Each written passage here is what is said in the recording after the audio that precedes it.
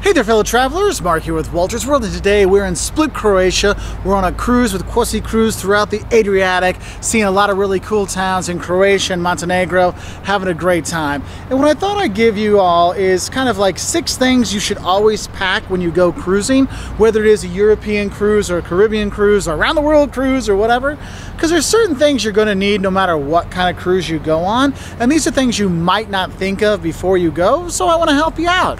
And the first thing you want to probably bring in there and put in that bag is, well, let's get to the stinky start of it all. You're gonna need some air freshener. Look, you're in a sealed cabin, okay? Those windows might not open, and you're on a buffet food-laden boat where they feed you a lot. Well, a friend of mine once told me, "Wer isst viel, kackt viel."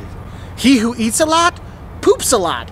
And so if you're gonna be pooping a lot, because you're eating all that food, it's gonna stink up a bit. And if you got a few adults in the room, it can be kind of gross. So you probably want to bring some air freshener. What I use, I use what's called Febreze, which you actually spray a couple sprays in the toilet before you go. And it really eliminates all the odor, because it is one of those kind of gross things that no one really talks about when you go cruising, but probably something you want to think about, especially if you're going on a longer cruise or you're going to a place where the food's gonna be a lot different, just for the sake of your own nose and your partner's nose as well, okay? Sticking on that stinky theme, another thing you should bring is a Febreze wrinkle releaser kind of spray. What it is this Febreze stuff, you spray it on your clothes and kind of like, it's like deodorant for your clothes, takes out some of the smell so you can wear it longer. But also if you get the wrinkle release one, so if you have a shirt like this, you can spray it on there and go like this and the wrinkles will come out. Because the thing is, your clothes that you're going to have is you have very little space, okay? So you probably smush stuff up and things like that, and wrinkles get in there, and you don't get to take an iron on a cruise, okay? So that wrinkle releaser can help you make your clothes look nicer, but also it can make your clothes smell better, because you might not bring a lot of clothes on your trip because you don't have a lot of space, and so forth. That helps the clothes last a little bit longer, let's say. So that's our second thing to recommend. Get that Febreze, okay?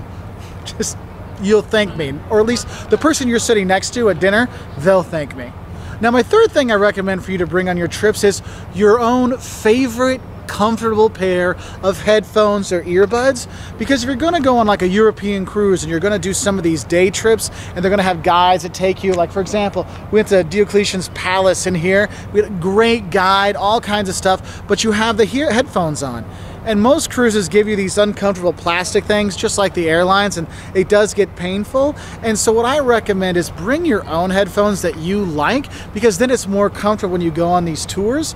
And if you have let's say you have a hearing aid or something like that, then you can get the ones that cover your ear versus the one that goes in it, because we have had there's some older people on our cruise, and that's been one of the issues they have. If you don't bring comfortable ones, you're your own out there, and you need a different one than the earbuds, I would ask the people on board if they have something you can use, because they're usually going to be really helpful, and they probably have something for you. Because a few of our people that they have the hearing aids and stuff like that, they got them over the earbuds instead of just the buds themselves, but over ear covers, so that can help out. But I always feel it's better to have your own, because you know how they fit, you know how comfortable they are, and that works best, okay? Now, the fourth thing I tell people to bring when they go on a cruise is bring up extra batteries, or at least try to bring what we call a travel strip, okay? Look, one thing you need to know is when you go on a cruise, no matter what kind of cruise you go on, there's usually not a lot of plugs. Maybe one, if you're lucky, maybe 2 plugs in there. I know my parents, they've gone on river cruises where they literally turn their phones in so the people, the cruise could charge it for them because there wasn't enough plugs. So what I do is I actually bring up backup battery packs so I can charge things up if I'm out during the day, because maybe I don't have enough time to charge everything up with the plugs that are there. Another thing you might want to look at is bringing a plug that has extra outlets, like a little power strip, but you want to make sure you get a travel strip, okay, that are made for cruises.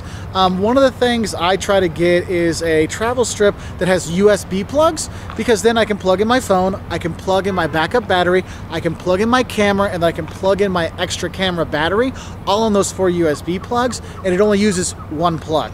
And that can make a really big difference, especially if you've got all these devices. And if you've got kids and their devices too, it can add up, okay? And so have that like extra travel strip, or at least a plug that can be spread out. But those backup batteries too, are lifesavers, okay? Now my fifth thing I say to tell people to pack when they're gonna travel is make sure you pack those little things, okay? The sunblock, the bug spray, the hat, these little things that you might not think of, it can make a big difference. Because for example, obviously I get red when it's sunny. I wear 70 SPF, okay? This is 70 and I still burn, okay?